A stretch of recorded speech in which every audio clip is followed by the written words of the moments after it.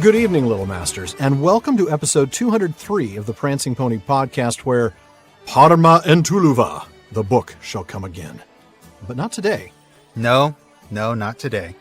And if you're not sure why Alan made that reference of all references, you must have missed last week's Tolkien Reading Day episode on Hope and Courage. That's right. So, go fix that. Fix it later, though. We want you to listen to this one first, because you're in for a lot more hope and courage from us tonight. Yeah, you could say that. There's going to be a lot of courage to do what we're about to do once again, and hope that it'll be entertaining and not too hard. And that it won't crash on us. Exactly. So, folks, go ahead and pull up a bench in the common room. I'm Sean Marchese, the real-life Lord of the Mark, and I'm here with the Men of the West, who has the face of one that goes seeking embarrassment, having no hope. Alan Sisto. Thank you. Thank you? That's really the wrong phrase. That's close. It's half right. You know, I compared you to Dernhelm. That's not such a bad thing. No, that's true. That's true. Folks, of course, my co-host's words can only mean one thing. Today, we are going to be welcoming a few of our patrons to join us for our, hard to believe, 14th quarterly Questions After Nightfall. Indeed. Now, for those of you joining us for the first time, welcome. Here at the Prancing Pony podcast, we're working our way through J.R.R. Tolkien's Legendarium, a few pages at a time. We study the details, we make connections to other writings, talk about our favorite themes. And we have a lot of fun along the way. So we're glad you've joined us. And we hope you'll be glad you joined as well. But once a quarter, we take a break from our read-through and welcome a few of our supporters to join us here in the common room and bring along some of their very best questions. Why do I feel a little bit like Bertnoth right now? Maybe because, as always, we have no idea what we're about to be asked. So Alan and I are going to be answering their questions as best we can with the resources that are available to us here in our recording nooks. And preferably between our ears. That too. As with previous Questions After Nightfall episodes, aside from any possible edits for nervous coughs and time spent flipping through pages while we look for an answer, we will be presenting this as it was recorded live. Everything you hear in the show will have been recorded during this session. And if you'd like to get in on the next one, go check out our Patreon page at patreon.com/prancingponypod. We'll continue recording these Questions After Nightfall episodes every quarter, and we're going to be inviting patrons at the Elrond's Honorarium tier and higher to join us. It's just one of the many ways we're saying thank you to our patrons, giving them the opportunity to get to know us a little better, make us laugh, stump us, and occasionally embarrass us in the best possible way. We do love being embarrassed. Speak for yourself, Sean. All right. Are we ready to go ahead and open this up to our listeners tonight? I think we are. I think so, too. Why don't we go ahead and call on our first guest tonight, and that is going to be Jim. Jim. Well, hello. How are you doing? We're doing well, sir. Welcome back. Doing fantastic. How are you? Doing very well. I'm afraid I don't have a Tolkien pun for you this time. I'm in enough legal trouble as it is. More than just legal trouble, sir.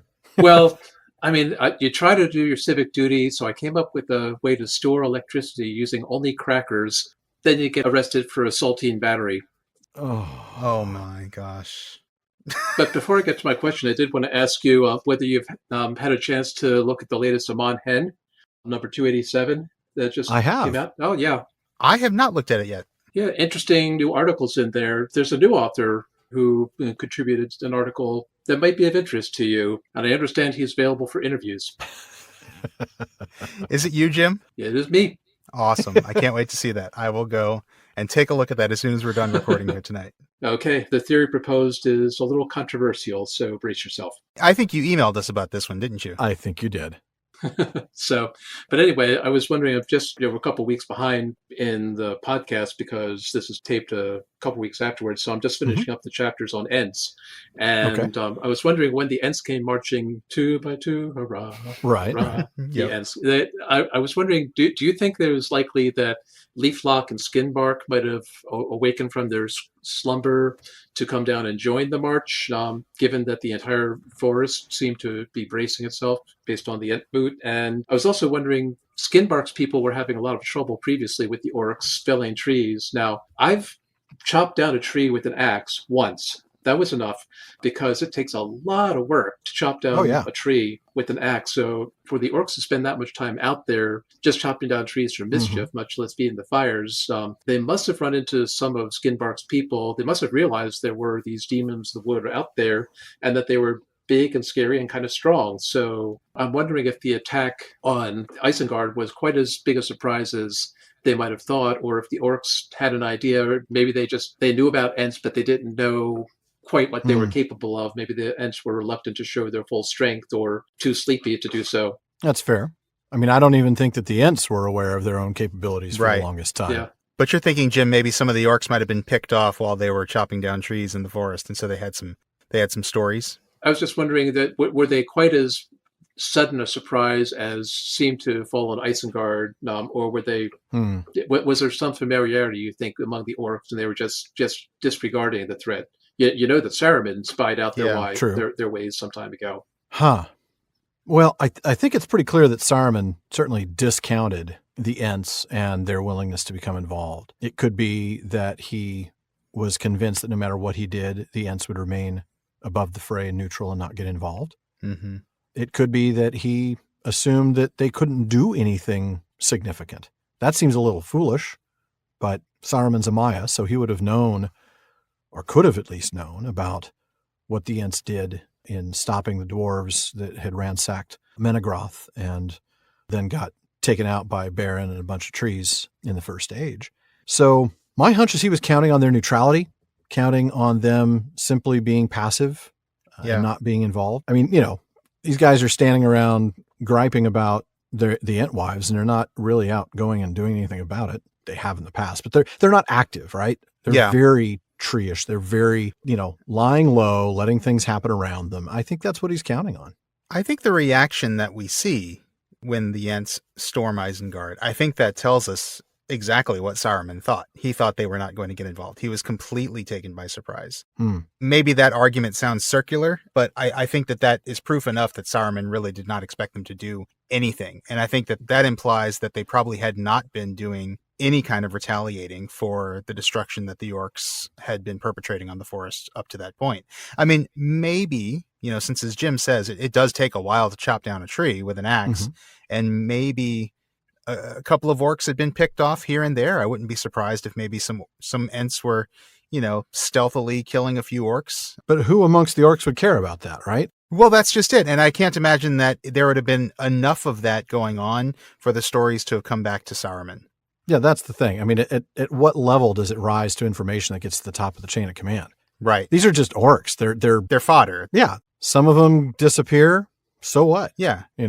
Yeah, that's exactly it. And maybe the orcs had some stories that they shared about, the scary forest and, Snaga disappeared last week in the forest while he was cutting down trees. Yeah, that's exactly what I'm thinking. Right. But does that rise to Saruman's attention? Probably not. No. I don't think he's really that concerned about his just orcs. Rumors, that sort of thing. It's overconfidence on Saruman's part and a lack of good battlefield intel. Well, yeah, and actually, as we're talking here, I see that Katie has just popped up in the chat. It's kind of like how Sauron never imagined hobbits sneaking the ring in, right? I think underestimating your enemies is a sign of the bad guys in these stories. They're always underestimating the good guys. And so I think that Saruman underestimated the ability of the Ents to strike back, or the willingness of the Ents to strike back to his own destruction, just as Sauron underestimated that anybody could have done, what they did with the ring. Yeah, I think so. I want to go back now, though, to Skinbark and Leaflock, the first part of the question, the idea that, would they have been involved in some way? I've been thinking about that for a couple of minutes now, too. Yeah, me too. I kind of want to say almost certainly not.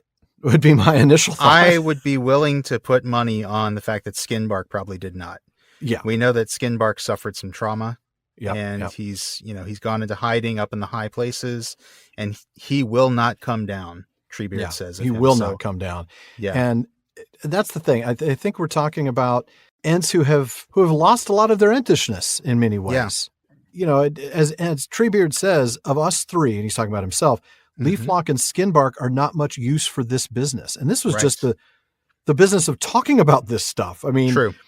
At this point, Treebeard had already cooled himself down. Oh, I'm going to go get that Saruman guy. Oh, wait, I better not. I better think twice now. He says Leaflock has grown sleepy, almost tree-ish. He stands by himself. He used to rouse up in winter, but now he doesn't even walk then. Yeah. And then, of course, Skinbark, like you said, was just deeply traumatized. I don't think he's involved at all. He will not come down, like he says. I completely agree. I would say that Leaflock, I think, probably cannot. He's just grown too treeish. Yeah, he's incapable of it, while Skinbark is Skinbark might be capable, but he's not not going to do it. to. Yeah, I tend to think that they both are not going to come be a part of this. Yeah. And I think that's why Treebeard says that. I think he knows them well. Then he goes on to say, look, it doesn't matter. We don't need them. If I can get some of the younger Ents involved, we're going to be just fine. Yep. He immediately just chalks it up to they're not going to be there. So right. That was a good question, Jim. Very good question, Jim. Thank you very much. I like that. Not as good as the answers. Well, thank you. That was very kind. All right. Who do we have next up, Sean? All right. Next up, we have Demay. Demay, welcome back. How are you? I am well. Thanks for having me. It is our pleasure. Welcome back, Demay. Okay. I was thinking actually about Patti Smith, who had a song about horses coming in like waves, which led to this great big domino effect about white horses. And this is speculation. I don't know that there's any place that Tolkien himself or Christopher said why he talked about white horses so much. But just off of the top of my head, on the back of an envelope, I came up with a dozen distinct references dealing with white horses. All the way back to Nahar. He was white with golden hooves. True. And then there was Ecthelion shows up to greet Tuor in Gondolin on a white horse. Mm-hmm. And then in The Hobbit, Gandalf's got a white horse, unnamed. Right. And then the riddle, the white teeth on the red hill. 30 white horses on a red hill. Yep. Yeah, so we got white horses there. Of course, the pony. It's a white horse on the sign. And it just, like I said, it just domino, Asphalloth. Glorfindel also had a white horse when he took on the Witch King and said, you won't die by the hand of man. And so on and so forth. So why so many white horses? That is an interesting question to me. Sean, I don't know that I have an answer, at least off the top of my head. What sort of reason would he have? Is it, again, some of that visualization? Just like we have a lot of black enemies, the orcs are often... I think that's exactly it. I don't know that I have a better answer for it than just a white horse is a great symbol for the good guys. Purity and all that. Yeah, the purity and the telegraphing the goodness of the people who have white horses, whether it's Gandalf in The Hobbit, potentially Gandalf in Lord of the Rings, depending on whether you think Shadowfax is gray or white. Yeah, we'll get to that, actually. We're coming up real soon. Yeah. But I know a lot of people see Shadowfax as white, and I think it certainly works for Gandalf's purity. Right. You've got Asphalloth, you've got Nahar, as Demay said. Yeah, I mean, I think it works. I think it serves well to telegraph the purity of the riders and the goodness of the riders in much the same way that Éomer tells the three hunters that Sauron keeps stealing the black horses. That's true. So Marilyn mentioned something that actually was on my mind because I was researching it for one of our upcoming episodes on the King of the Golden Hall. And it has to do with the White Horse of Uffington, right? That ancient chalk carving. That's right. Yeah. That's only a handful of miles away from where Tolkien lived and worked. I seem to remember Tom Shippey talking about that. And Shippey does talk about that. So we're going to get into that. I don't want to go too far into that, but he talks about that in comparing Anglo-Saxons to the Rohirrim. In The Road to Middle-earth. And it's a really great comparison. I'm looking forward to getting into that. I was literally outlining that discussion just today. So that's awesome. Yeah. Marilyn got to it right before I did. And that may be something. I was thinking of the flag of Rohan, with a white horse on a green background. And that's exactly the point that Shippey makes, is that white horse is just down the road. Right. Carved into the ground. Yeah. So that very well may be one of the inspirations for why so many of the horses were white. Yeah, but I just think it's a symbol of good. I think so. I think if I were writing a fantasy story and I wanted to show how good the good guys were, I mean, white horses are a way to do that. I mean, you see that in Westerns. Tolkien was inspired by Westerns too. The bandits always have black horses and the good guys usually have white horses. We know Tolkien was inspired by Westerns as well.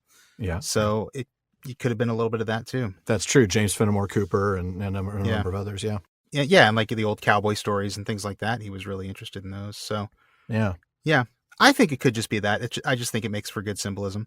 I bet there's probably some Anglo-Saxon symbolism there too, maybe in literature that I just don't know about. Maybe not Anglo-Saxon, but probably some medieval symbolism. Well, I was going to say Anglo-Saxons notoriously weren't big on the whole horses into battle thing. Not in battle, but they rode them, didn't they? Oh, yeah, they rode them. They just didn't ride them into battle. That was the whole thing. Right. That's partly some of the things I'm digging into for our upcoming episode in The King of the Golden Hall. I don't want to spoil any of that stuff, but yeah, I mean, still there might be some medieval referent that he's thinking of there where, you know, the good guys have white horses and the bad guys have black horses. It wouldn't surprise me if you see something like that in the Song of Roland or something. That's true. There's also just the visual pop. You know, you want to make something distinctive, right? You want to give your main characters something that enables them to stand out a little bit. Yeah, I definitely agree. A hat tip to Jim on that, actually. I mentioned it, but then I just saw that he said the same thing. Might also be because a white horse stands out and is very memorable. No doubt about it. You know, that's the thing. You want to give these key characters in key moments a real strong visual for the reader to imagine. And, you know, a dull gray as opposed to the shiny gray of Shadowfax. But, you know, just a brown horse is just a horse. But, make it a white steed and you've got a whole different thing. Are you with me on the Shadowfax's gray thing now? That's I am. Okay. Yeah. I am. There's just too much in the text that makes it clear he was like a gray shadow before them. I think that line alone was the convincing thing for me. Well, I'm spoiling a future episode again, but that's okay. Go ahead. I think everybody knows where you're going. Well, just the fact that his name is Shadowfax to me tells me right. that he's a gray horse. But yeah, I was going to say the word nerdery that you're going to pull out on that, I'm sure is going to be very helpful as well. But so we'll be revisiting that very soon. That we will. Well, that was a great question, Demay. Thank you for letting us speculate on that. Sean, who do we have up next? All right. Well, next up, we've got Joe. Joe, welcome back, sir. How are you tonight? Doing all right. How are you guys? Doing great. Thank you. We're doing okay. So I had a question about several fires that are mentioned. And so there's two references in the Ainulindalë, and then there's one pretty significant one in Book 2 of The Lord of the Rings. The first reference in the Ainulindalë says, Iluvatar shall give to their thoughts the secret fire, being well pleased. Mm-hmm. And then farther along it says that Melkor had gone often alone into the void places seeking the imperishable flame, yet he found not the fire, for it is with Iluvatar. And then, of course, Gandalf famously says when he is facing off with the Balrog, I am the servant of the secret fire, wielder of the flame of Anor. The dark fire will not avail you, flame of Udun. Right. And so I'm wondering, what is the difference between all of these different flames and fires and secrets and imperishables and all of these different things? I'm wondering if you could shed light on that. I think we could. We spent a lot of time ourselves figuring that out, and I think we started off kind of on the wrong foot back in early season 1. I tried to differentiate between the secret fire and the flame imperishable. I remember that. Yeah, I think we thought at first that maybe the flame imperishable was like sort of the source, like the master flame, right? And the secret fire was sort of an instance of that, or that's kind of how I initially pictured it, was the imperishable flame being that thing that is within Iluvatar that he can then bestow upon things that make them, you know, living or real, and that would be the secret fire. But then there's a line in Valaquenta that really does make it seem like the two are the same. If you look in Valaquenta, I'm going to find the line itself. Iluvatar gave to their vision being and set it amid the void, and the secret fire was sent to burn at the heart of the world, and it was called Ea. Well, earlier when they talk about that, he says almost the exact same language, but he uses the flame imperishable. So really the two are synonymous. So the secret fire and the flame imperishable are things that belong to Iluvatar and that only Iluvatar can bestow, but that then once a thing has that, it has independence of its own. It has existence of its own. I would almost say life of its own, but it seems to go to inanimate objects too, right? Like the earth. Well, I think that in most cases it functions like a kind of sentience, right? It is what bestows sentience upon living things. Right. But you're right. He does say that he set it to burn at the heart of the world, implying that either the earth has a kind of sentience, or maybe it's just that's where it is and that's where he draws upon it to give sentience to that could be to beings. I don't know. That could be, because it does seem as a general rule to be that thing that gives independent existence. And there's another time where it's not mentioned explicitly, but it's certainly strongly implied. And it has to do in chapter 2 of the Quintus Silmarillion, when Iluvatar gives independent life to the dwarves, right? Before that moment, the dwarves don't even shirk from the hammer. They are automatons. They are like, you know, fancy toys that Aule can, you know, they're posable figures. Hey, look, I got a new, I got a new pop mini. They live only by his being, right? They move when he thinks to move them. And when he's thinking someplace else, they don't move. Right. They don't have any will of their own. But then Iluvatar gives them, it doesn't say gives them the secret fire or gives them the flame imperishable, but he's now given them their own life.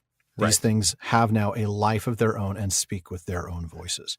And that's evidence of the flame imperishable, evidence of the secret fire. Right. I want to go back to something we were talking about a moment ago about the secret fire burning at the heart of Arda. Yes. Because I see Joe pop this into the text, and I think we talked about this when we talked about Tom Bombadil. Mm-hmm. The idea that Tom Bombadil, if he is some sort of a self-sparked spirit of the earth, he could be sort of a side effect of the flame imperishable being within Arda. Right. And he could have just been this being that sprang into existence out of that. Of course, we don't know that for sure, but that's one possible interpretation. That's true. And I wanted to go ahead and come back to one line that I mentioned but didn't quote, and I want to quote it correctly. I quoted the line from Valaquenta about the secret fire being put at the heart of the world. And then I said that there was a phrase just like it in Ainulindale. And there, Iluvatar says, I will send forth into the void the flame imperishable, and it shall be at the heart of the world, and the world shall be, with a capital B. And that's what we're talking about, that independent existence, that it doesn't exist in the musical score that Iluvatar wrote. It doesn't exist in the playing of the melodies and harmonies that the Ainur did. It exists in reality. It exists outside of the timeless halls, in time. It's like the music was a blueprint. The vision was a model. Yes. The fire gives it reality. Yeah. At the beginning of time, incomplete. Yeah. But that line there about, I'll send forth into the void the flame imperishable, and it shall be at the heart of the world, it really makes that synonymous with the secret fire, because you get that line about it being at the center of the world as well. So, but we still have to answer the other part about Gandalf, don't we? We've got to come back to the other part about Gandalf. And I think we did talk about this a little bit last season. Yeah. When he is confronting the Balrog and he says, I am a servant of the secret fire, wielder of the flame of Anor. And then he says, the dark fire will not avail you, flame of Udun. We want to deal with those backwards, maybe? Let's start with the easiest one first, Udun. Yeah, sure. So flame of Udun. Udun is simply a Sindarin form of the Quenya word Utumno, which is the name of Melkor's first fortress in Middle-earth. Basically the equivalent of hell. Yeah. He's basically calling the Balrog flame of hell. And so he's talking about the Balrog being sort of being a servant of the destructive fire of Melkor. Right. The corrupting fire that burns and consumes and destroys. As opposed to the one that gives life. As opposed to the one that gives life, which is the secret fire. And that's the one that Gandalf serves. Obviously, as we see, he is obviously one of the Maiar. We see that he is brought back by the authority after he falls. So he is very much a servant of that secret fire. But yeah, that's exactly it. He's contrasting the destructive flame with the life-giving flame that he serves. Now, it is strange that he says wielder of the flame of Anor, because Anor means the sun. But that's what he wields. He's not a servant of the sun. He's a servant of the secret fire, but he wields the fire of the sun. So he's got some destructive power as well, I think is what he's talking about. And I think we see that the sun is a next best thing, right? Oh yeah. We know that the sun, Anor, is maybe a second best representation of the secret fire in a way. It's a fire. It is a life-giving fire, but it is not the life-giving fire, the secret fire. Right. And one last thing, I think it would probably be ignoring the obvious if I weren't to say that for Tolkien, in his particular worldview, his view in terms of Catholicism, I think it's fair to say that there's a pretty strong analogy with Iluvatar being very much God the Father and the secret fire being very analogous to the Holy Spirit. To the Holy Spirit, yeah. And I think we see that as a reminder if we look back at Mythopoeia. There's that wonderful line at the end when Tolkien's talking about, what it'll be like in paradise, right, at the end of time. And he says that in paradise, they look no more awry, and though they make anew, they make no lie. Be sure they still will make, not being dead, and poets shall have flames upon their head. I think he's referencing there something that we see in Acts chapter 2, verse 4, all of them talking about these people that were in a room waiting, apparently, at this point. I should actually go back to verse 3. They saw what seemed to be tongues of fire that separated and came to rest on each of them. All of them were filled with the Holy Spirit and began to speak in other tongues as the Spirit enabled them. So the idea there that Tolkien's calling on in Mythopoeia is this notion that that same spirit rests on these people who will still create in paradise. And I think that reference to fire really does tie back into the flame imperishable, the secret fire.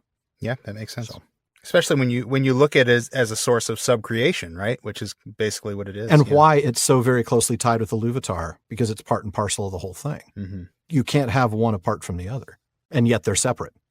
That's interesting that in Mythopoeia, he talks about poets having flames on their heads after they die, right? In the afterlife. But I mean, really, if you think about it, we all have the secret fire already. Yeah.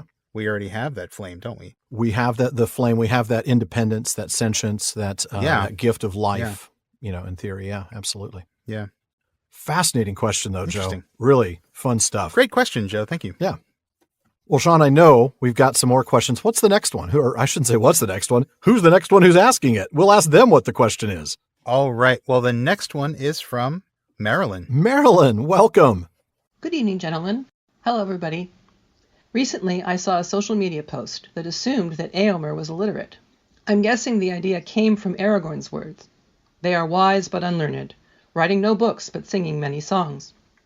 I never took this to mean that the nobility, at least of Rohan, were illiterate, particularly given all their marriage ties with Gondor over the centuries, not to mention all the treaties and such. But it did start me thinking about reading and writing in Middle-earth. It seems to be linked to class in the Shire and in Bree, given the words of the Gaffer to his son Sam, and Butterbur's pride in being a lettered man. Do the Sindarin have wandering tutors? Were all Númenóreans and Dúnedain and dwarves able to read and write, or carve? Did the elves of Osirian have slender pens as well as slender bows? Did Olorin come forth from Eru's thought knowing how to read all those ancient texts in the Minas Tirith archives? Trust a teaching librarian to ask, what say you about literacy in Middle-earth? That is a great question, Marilyn. I love this question, Marilyn. I'm with you, Marilyn. I never took that comment from Aragorn as meaning that the nobility of Rohan are illiterate. I think they're a society that still values their oral tradition. Yeah. I think that's what Aragorn's saying there. They don't write books, but they sing many songs. I don't assume that means they can't read, just that that's the people they are. They don't spend a lot of time reading. They don't spend probably any time writing. Mm-hmm. They record history through songs. I don't think it's a statement about what they can or can't do, just what they value. What they choose to do, right. They value that oral tradition, that sort of epic poetry to record their great stories. And I think that's exactly what we should expect from them. I agree. So I think she's right to say, that doesn't mean that Éomer is illiterate. Yeah. Just that as a general culture, they don't focus on literacy. Now, going beyond that to the actual question about sort of literacy in Middle-earth in general, I think it's as hard to pin down as literacy in the Middle Ages is hard to pin down, honestly. But I think that we can probably assume that not everybody in Middle-earth knows how to read and write. I mean, we know that Barlaam Butterbur, as Marilyn said, was proud of the fact that he could read and write. Mm-hmm. We know that Sam being taught to read and write by Bilbo was kind of viewed as a weird thing by the hobbits of the Shire, especially like his dad. Right. And so I think we can assume that it wasn't as common to be literate as it is in our society by a long shot. Mm-hmm. But does that mean that there were very few people who could do it?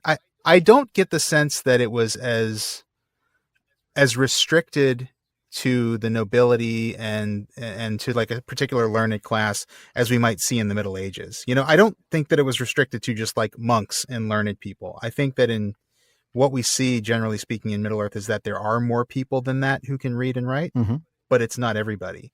Yeah. We know that certain cultures really did a lot of writing, right? I mean, we talked about the hobbits writing all these books on genealogies that, for them, they might not write books about history. They might not write books with stories and things like that, but they have these genealogies. So they at least have to write down the names and who's related to who and, keep track of all these records. That takes literacy.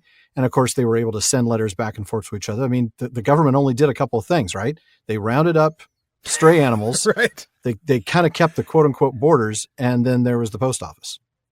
That's all they had. So. Right, exactly. Just deliver the mail, guys. Right, just give me the mail. And Bilbo, of course, talking about how, I send you all these letters and you never even send me one back. Right. Here's a pen. that in and of itself, and given how much we see the hobbits writing letters, that tells us that, yeah, there must have been lots of hobbits who were literate. Yeah. And maybe the only reason Sam and the Gaffer weren't literate, or at least Sam wasn't literate until later, Right. was just because they were working class. That's the thing. So it would be class-based there. Probably very class-based, yeah.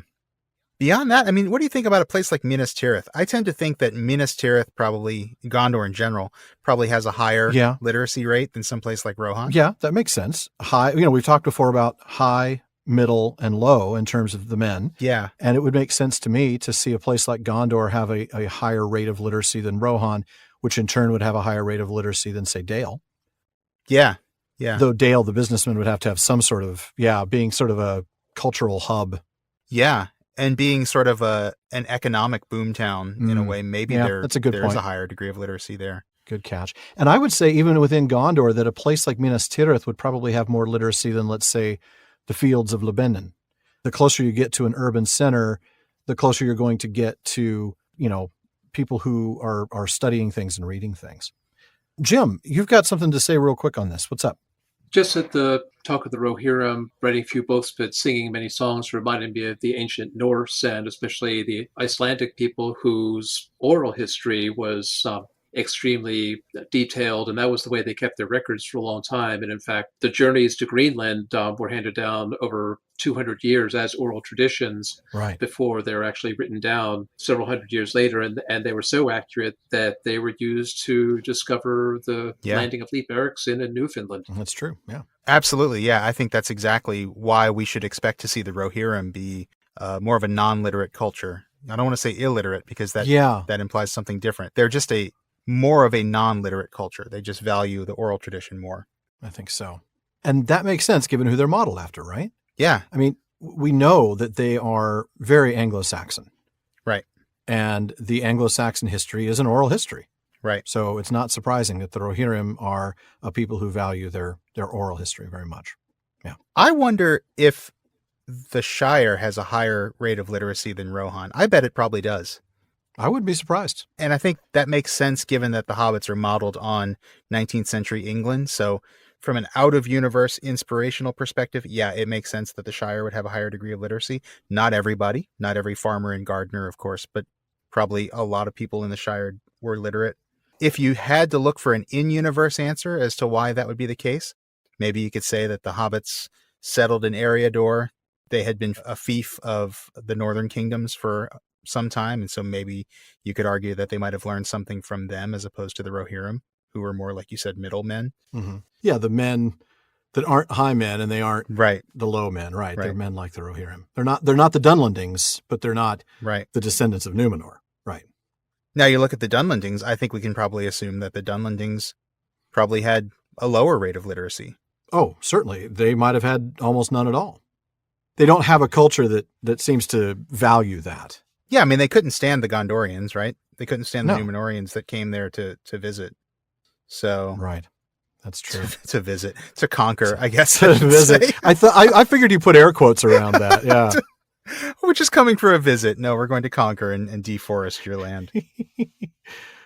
I have an interesting little tidbit to add to this discussion. One of our listeners and one of our favorite bloggers is Joe H., and he has a blog called Idiosophy that we've referenced a few times. Oh, yeah. As I was kind of just Googling around and trying to find some stuff on oral versus written culture in Middle-earth, he put something down that I actually wanted to go ahead and put it down here. So hat tip, Joe.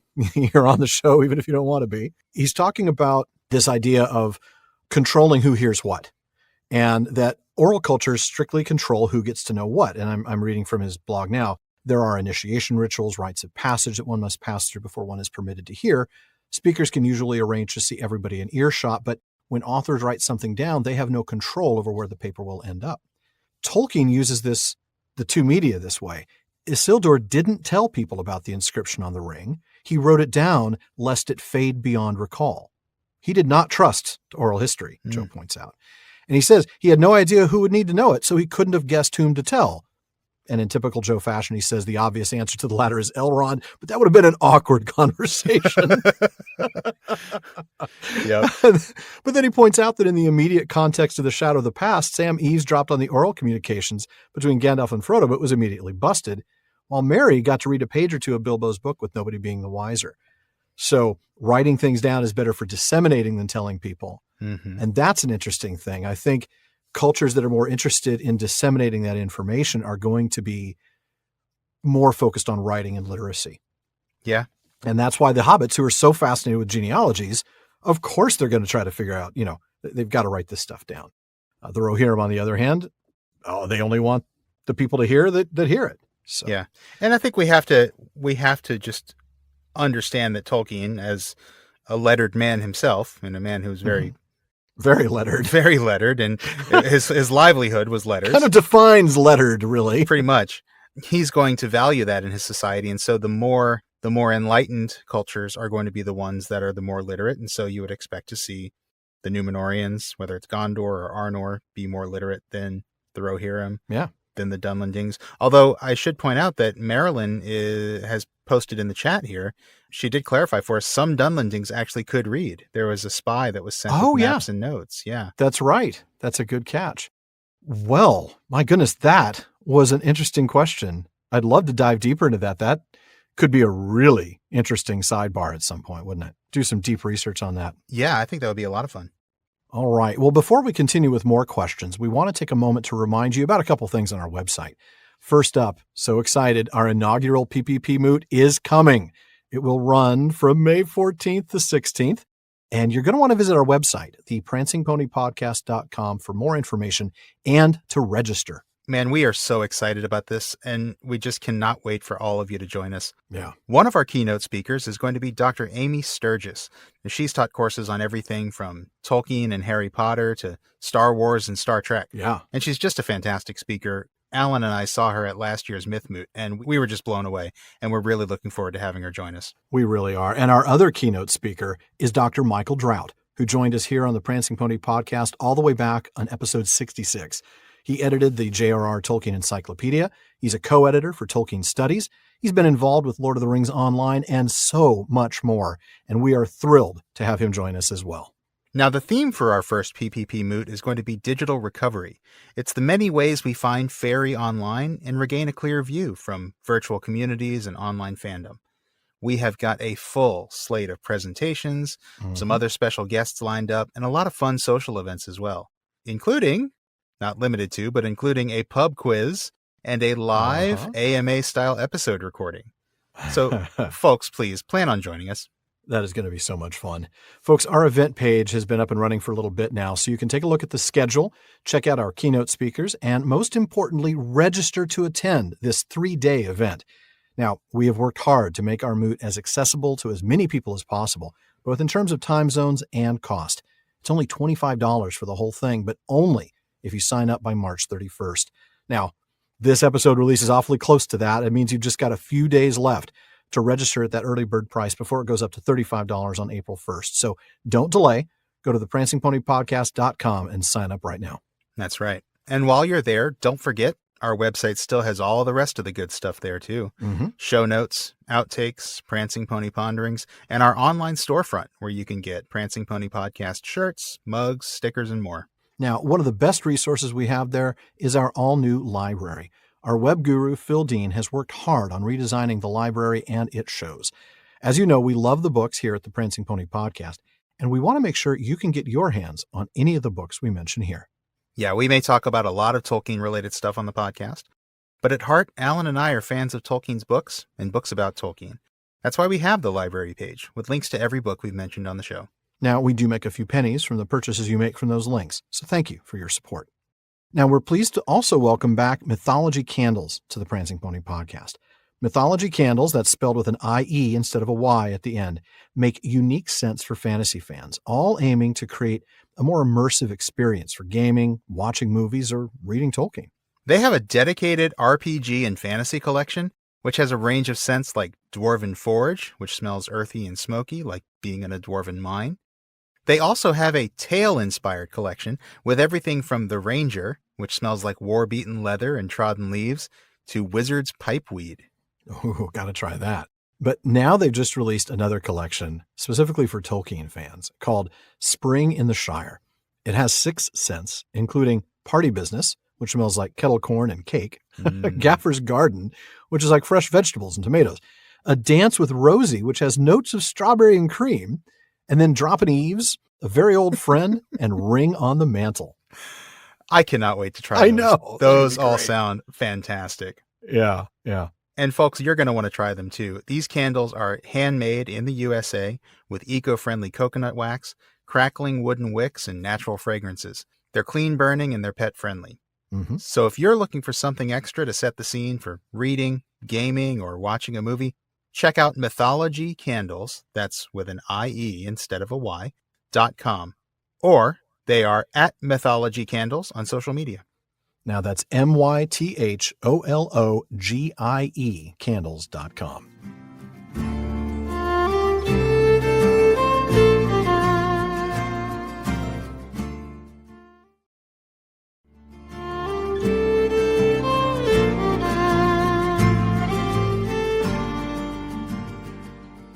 Well, now it's time to head back to the common room from some more questions from our beloved listeners and the rest of them. Sean, who's up next? All right. Well, next up, since you put it like that, next up is Arthur. I swear I didn't know. I didn't know. Good evening, gentlemen. Good evening, sir. How are you? Good evening, Doctor. How are you? Very good. I was listening to some modern music recently, and it occurred to me that the whole fall of Melkor was a misunderstanding when he was listening to Iluvatar give instructions to the chorus of the Ainur, and he was saying, no, less punk, more goth. Oh. But I'm not going to ask you about that. Oh, man. I, however, have been engaged in an interesting project over the last several months, reading The Hobbit and The Lord of the Rings to somebody who has never read them or seen the movies, although this person has rolled their eyes numerous times when I talk about it in depth. And it has caused me to be reading things a little bit more detailed and noticing things. And one of the things I noticed that I wanted to toss out for discussion, and then I at the end I may have an answer, in Chapter 6, Book 6, Many Partings, when Aragorn is saying goodbye to Celeborn and Galadriel, and she says, "You got good times in front of you," but Celeborn said, "Kinsman, farewell. May your doom be other than mine, and your treasure remain with you to the end," which sounds kind of like there's some domestic trouble there. And we know that Galadriel, spoilers for anyone out there, Galadriel sails off at the end of the book across the sea, and Celeborn does not leave until a few hundred years later, according to the prologue. But in elf time, that's like saying, "I'll meet you in 5 minutes." So what in the world, does he have some feeling that there's trouble, and when he gets there, they're not going to be married anymore or something? I mean, if we didn't know from the prologue that he did sail across the sea and took the last living memory of the elder days with him because he made the ship out of Treebeard, what does this mean? What is he referring to that he's losing his treasure? So I'm going to answer this in a way that I think may not be the obvious answer, but I actually don't think he's referring to Galadriel here. I think he's referring to his daughter Celebrian. She was captured by the orcs and tortured. There are times where I thought she was killed by the orcs, but she wasn't killed. She just left. After she was tortured, she went to Valinor. So he's been parted from his daughter ever since. And I think that may be what he's talking about. I could be wrong. I think that's a reasonable interpretation, certainly referring to your treasure. I don't know. Is it something you'd say about your child more than your wife? I guess not necessarily. I mean, but it depends. I mean, I'm not saying that he doesn't absolutely love his wife, but he's standing right next to her. I mean, I could see her going, "I'm right here. Yeah. I'm right here, Celeborn." Yeah. You don't listen to me. It was just like Thingol didn't listen to Melian. Well, you were my treasure, honey, but come on, you had to bring that up again. I can see that. That seems like a reasonable interpretation. My treasure does kind of sound like something you say of your child. I think so. I don't know that I'm disagreeing, but the only thing about that is that there's no indication of Aragorn having a child at this point, is there? There's no suggestion that he and Arwen are going to have a child. I mean, no. I mean, obviously that's the hope when they're getting married, and that's the hope for the future and everything. And we know that does happen, but it's a good point. I don't know. You'd think Aragorn's response would be like, "Whoa, kids! I'm so not ready for kids. I'm only 88. We just got married, man. I'm only 88. I still got fun to have. go to the pub with the guys. And if it is a reference to Celebrian, and he's referencing this future child that Aragorn and Arwen might have, then, oh my gosh, yeah, of course you hope your child is not going to suffer the same fate, right? So that seems like a fairly morbid thing to say, if that's what he's talking about. Fair. I'm not saying he's not, but I don't know. I may be reaching, I confess, but it does seem like a really odd thing to say about your wife when she's standing right there. It does. You're right. So, I mean, it's a good question, Art. I don't know what the answer is, but boy, I mean, right there, she's got this nice thing, through darkness you come to your hope. You now have all your desire. You have now all your desire. Use well the days. And then Celeborn, hope your fate's different than mine. I mean, wow.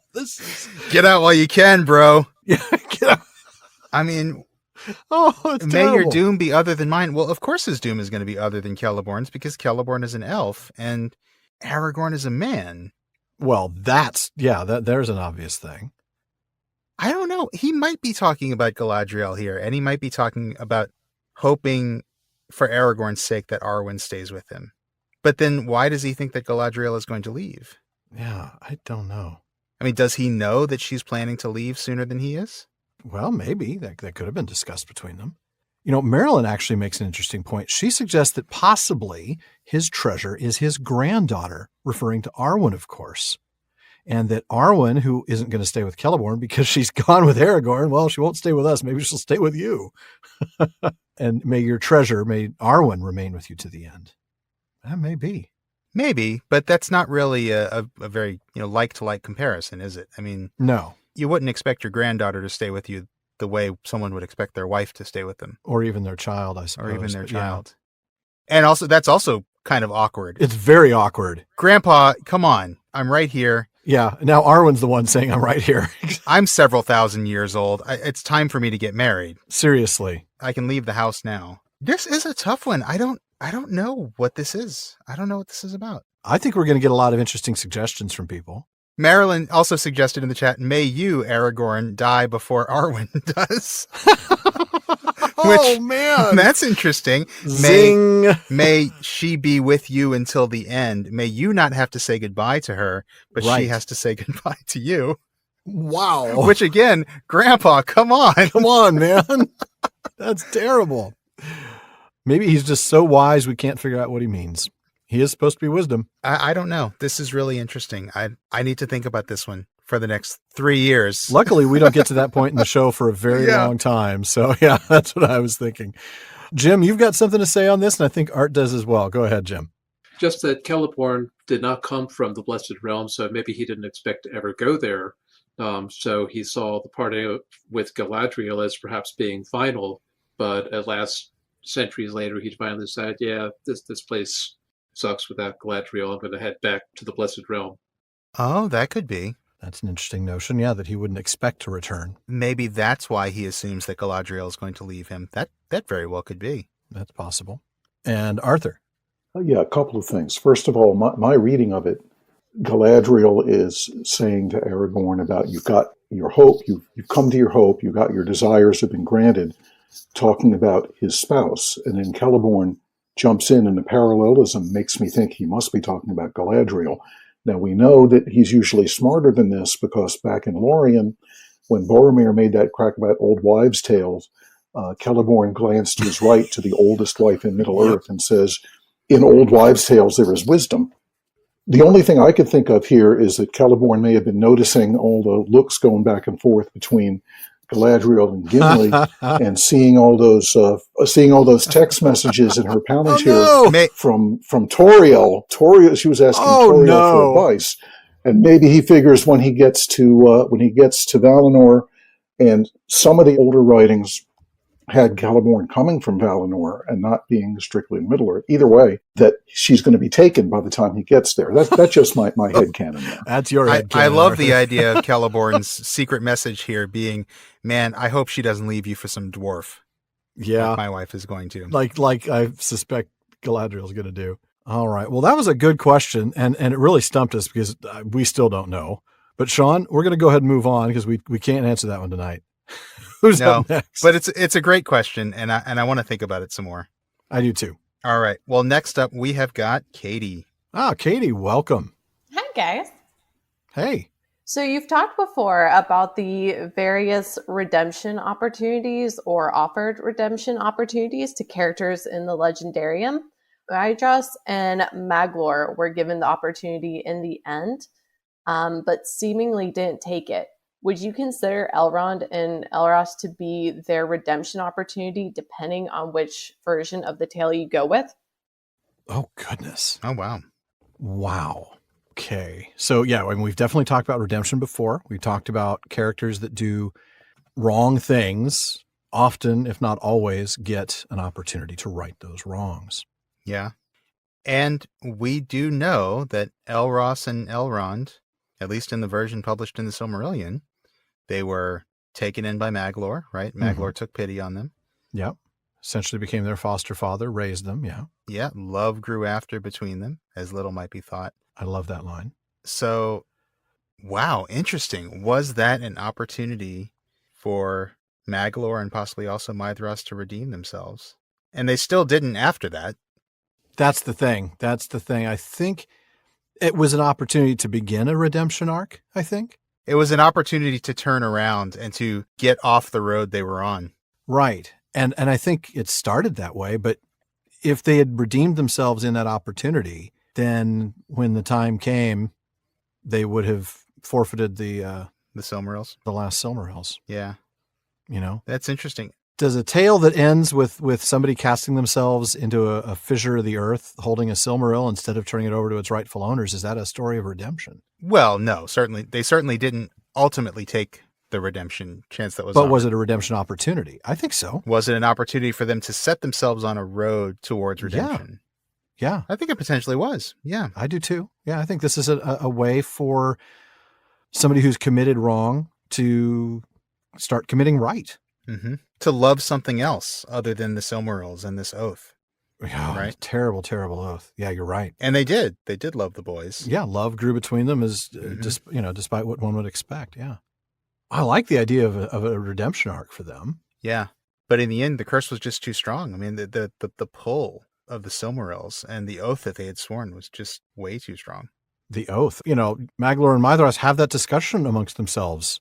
I can't remember which one. I think it was Maglor wanted to give them back. Maybe not. Maybe it was Mithras. I literally don't remember at the moment. But one of them wanted to give them back, and the other was like, dude, if we give them back, then we're the everlasting darkness. Do you remember? Right. We called the everlasting darkness. It was Maglor who wanted to give them back. That's what I thought. Yeah, Maglor's the one. Maglor always seems... Well, I don't know about always, but certainly at this point in the story, Maglor seems to be closer to walking away from the oath than his brother. Yeah, and he's not the one who ends up casting himself into the fire. He's the one who walks around and becomes... Brian Wilson. Or Elvis Presley. Right. Or I still think Brian Wilson, but Elvis Presley is another Elvis Presley's possibility. A great option, yes. No doubt about it. That's an interesting question, though, Katie. I like that.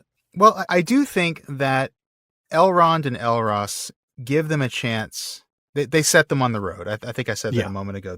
They set them on this path towards redemption, but it's a path that you have to stay on. Right. It's a road. It's a journey. And if you turn away at any point, you're not going to get to your redemption. No. And I think that's what ultimately happens is that they get set on the right road. But in the end, unfortunately, they're drawn away at the last minute. And we see that, I think tragically, that Maglor really wants to do what's right. He really does. And Mithras a bit less so. And Maglor allows himself to be convinced by his brother. So yeah, I think it sets them on a path to redemption, but it is only a path. And it's a path that they have the ability to step off of. It's not like the path to the dark side where forever will it dominate your destiny. Oh, come on. You can't just say that without Yoda's voice. Forever will it dominate your destiny. Well done, sir. Thank you. It's not like that. They can walk off the path, and they do. And I think that's what happens. That is tragic. And I think what we see is the truth that the longer you have in time between the point where you start to redeem yourself and the end of your life, the harder it's going to be to stay on that path. Yeah. I mean, I can't help but think about Boromir, right? Boromir, of course, the ultimate redemption story, dies within an hour of his redemption. Yeah, he doesn't have a chance to get off the path. Right. Yeah, that's a really good point. He does not have a chance. Yeah. Would he, had he survived that battle, would he have remained that way? I'd like to think so. I'd like to think that his willingness to die was sufficient to, to carry him along that path, but we don't know. In this case, there was, dozens of years. I don't know the timeline off the top of my head, but there was a very long time before really that final point that Maglor and Mythos were faced with. Yeah, before the actual War of Wrath and the recovery of the Silmarils and everything. Yeah. And Marilyn pointed this out in chat, and she's absolutely right. Doing the right thing, even knowing it's going to kill you, is redemption. And that's the Boromir thing all over the place. Totally. Yeah. And that's what makes me see just how close Maglor got. He was willing, almost, to face the everlasting darkness, to face the consequences of his oath were he to break it. And had he done so, I think that would have been redemption. And ironically, he then would not have faced everlasting dark. Yeah. I like something that Joe's pointed out in the chat here, which is the idea that though they may not actually be redeemed, their names, like sort of their good names, are restored on some level because of what comes out of that. So because of Elrond and Arwen and the final ennobling of man. And Elros and Numenor. Elros and Numenor. And so, yeah, this Joe's just said in the chat that this whole idea of ennoblement kind of hangs on whether Maglor and Maedhros take care of Elrond and Elros. Right. Or whether they die in a cave of starvation and exposure. Right. Yeah, absolutely. And so in the end, their good deed does bear fruit for Middle-earth. So while they aren't necessarily redeemed for themselves, this idea that their names are restored. I like that idea. That is a good one. In some sense, they have tilted the balance sheet a bit more towards the good side. Yeah. Well, that's a good question. Mm-hmm. That is a hard question, but it's a good question, and I appreciate it. Yeah. All right, Sean, I think we've only got one more before we get to a round two, if we even have time for a round two, and that's going to be Keith. In one of the most recent episodes for the chapter Treebeard, you rightly showed some reticence to discuss Ent reproductive biology. My question is somewhat related to that and concerns Entings, but from a sociological perspective. The book The Hidden Life of Trees by Peter Wohleben provides an incredible glimpse into the social lives of trees, not just how they procreate, but also how they communicate and even recognize kin. Naturally, I was thinking about Ents the entire time I was reading it, and one social construct is the family.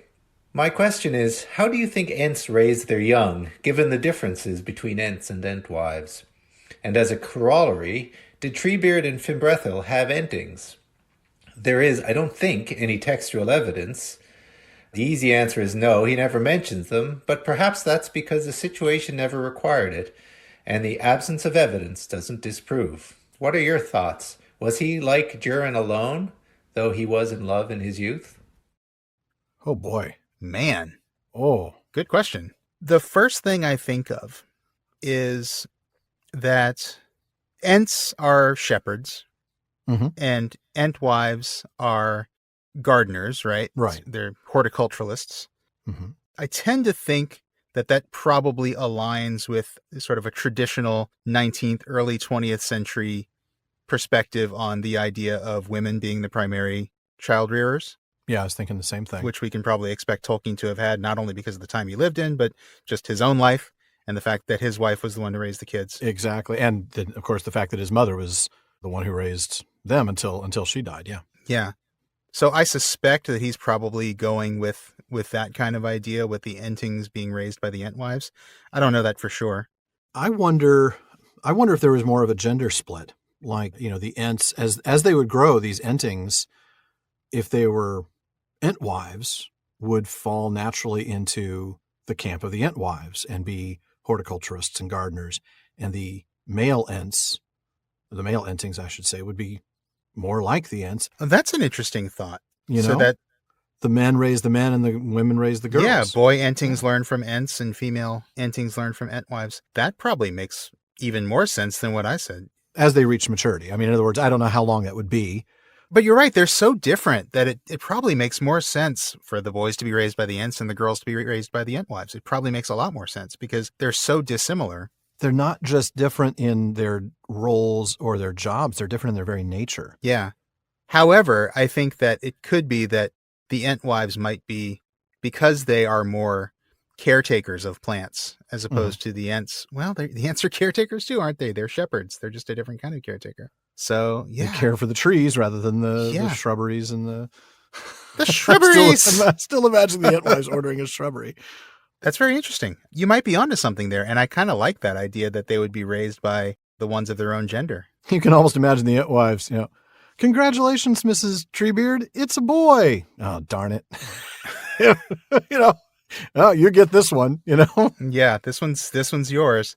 I don't know. I mean, I get that feeling only because Treebeard's talking about how there haven't been any Entings in a long time, and he's saying that with regret, right? Yeah. They've never talked about female Entings. They don't really talk about gender with the Entings at all. Right. But it almost seems like a foregone conclusion that all of the Ents, well, we know all the Ents are male because all the Entwives are gone. And we talked about that it doesn't mean spouses, it means women. Right. We have nothing to go on, so this is all speculation. There's no right or wrong answer here. Yeah. I really like the idea that the men raise the boys and the women raise the girls, though. I think, yeah. That's a cool idea. To me, that makes a little more sense.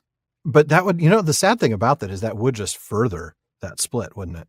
Yeah, absolutely. Because you've got the Entings being raised in a community just of their gender. Yeah. I mean, can you imagine doing that with humans? I mean, I know that there are going to be certain tribes and certain cultures that have done that, but imagining, what would happen if Western civilization, if that's what we did, if when a boy was born, it went into a place where only the men were, for its entire childhood and young adulthood before it was out on its own. Well, I dare say the world wasn't that different from that in Tolkien's time. I mean, when he was a child, when he was at King Edward's school, he went to a boys' school and, But I'm thinking from birth. This is very interesting. I think that there could be something to that. Yeah. We simply don't know. No, and I was being a little tongue in cheek because I know that we had boarding schools. It was very much like that for, a very long time. I was being tongue in cheek when I made the comparison because I think it was a bit like that, but you're right. I mean, you're talking about something that's really completely split down the middle. From the nursery, from the get-go. Yeah. And it just furthers that separation between the two. An Enting would not grow up sharing any of the values of an Entwife, and an Entwife wouldn't grow up with sharing any of the values of the Ents. It just would exacerbate that problem. Right. Over and over and over, generationally. Yeah. It would definitely make that split much worse as time goes on. Yeah. And that alone could be a point in favor of the idea that this is what happened. That's a very good point. You're right. I mean, the results almost tell us what happened. Almost, yeah. Now, what about the other part of the question? Do you think Treebeard and Fimbrethel had any Entings? I don't know about kids. Let's take a look real quick at some of the text, though, that's relevant, right? Because they were together for a very long time. First, when he's talking about the story to the hobbits, he's talking about when the world was young and the woods were wide and wild. He's talking about the Ents and the Entwives, and that's when he actually first mentions Fimbrethel. He says, the loveliness of Fimbrethel, of Wand-Limb the Light-Footed, in the days of our youth. Okay, so they were together in their youth, very, very long time ago. And then later on, when they go to find them later, very fair she was still in my eyes, talking about Fimbrethel, when I had last seen her, though little like the Ent maiden of old. For the Entwives were bent and browned by their labor, their hair parched by the sun, and so on. So clearly they had been together for a very long time and then were parted for an extraordinarily long time. But did they have any kids? Here's what I'm going to say. If they did, I think they might have all been females, because otherwise Treebeard might have introduced his son or talked about his son dying perhaps, or even growing tree-ish. I'm going to go out on a limb here. Oh, no, you did not. I am going to suggest that perhaps Entings are raised in a community of their own gender, as you were suggesting, Alan. Boys raised by the male Ents, girls raised by the female Entwives. And I'm also going to suggest that when Entings are born, they are not actually raised in a family unit. They're raised by the community. And that there probably is not much of a parental filial bond. That may be true. Such as what we're used to as humans. That probably an Enting is born, the Ent becomes part of the community. Maybe they don't have a very strong concept of fatherhood, motherhood. That could be. You're right. And that would allow us to believe that Treebeard and Fimbrethel had Entings, but it's not like, well, this is my son, because they don't have a concept of sons and daughters so much. It's just an Enting, and it just becomes part of the community. That's a very good point. I can see that being the case. Yeah, I mean, certainly if they are raised by a gender, they're not going to be raised by just the one Ent who is related to them. They're going to be raised by the community of men Right, exactly. It's going to be kind of a tribal thing where they're raised by the village Ent wives, the village Ents. Yeah. Yeah. I can buy that.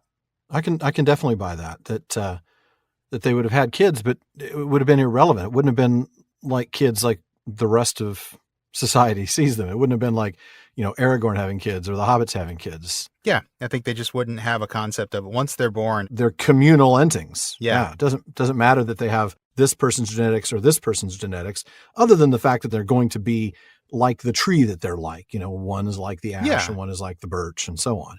So you're always going to know who's who. Right. I mean, sorry, I'm just picturing Treebeard, asking Fimbrethel why their enting looks like an ash tree instead of a big oak.